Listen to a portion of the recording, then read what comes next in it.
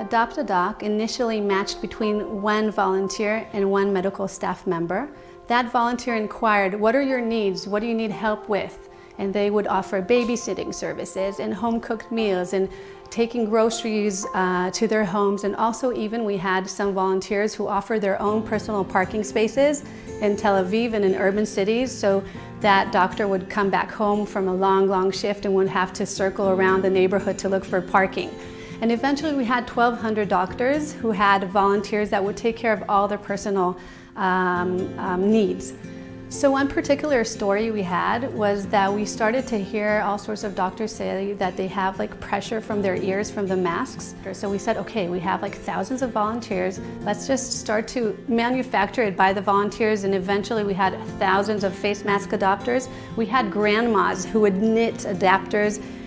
So we did a lot of work within the hospitals, and essentially we were like the biggest catering service within Israel, unintentionally, because we had all these home cooks and who took care of them.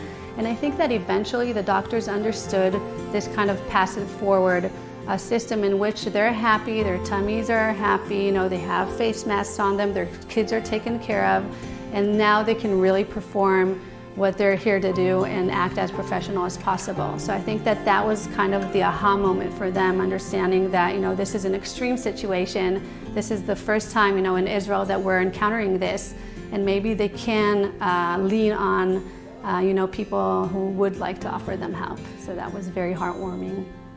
So I decided to help medical crews to feel our love and support by food. In, I think, 5 hours, we gave more than 2,000 falafel and fun and water to the hospital crews in Ichlov. It was moving, it was a bit frightening to give so much food for so many people with masks, but it was like a happy war to do it.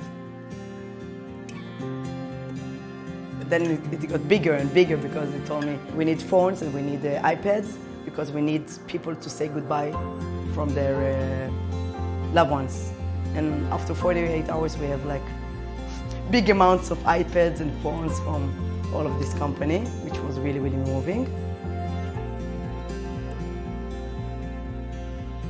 Then came all the medical equipment department. I love Israelis. I think that you can say a lot of things about Israelis, but I think they have passion and they have love, and when you move them, they can really show it, and they can move mountains. I thought people are contributing everything they can in order to show the love and show the support.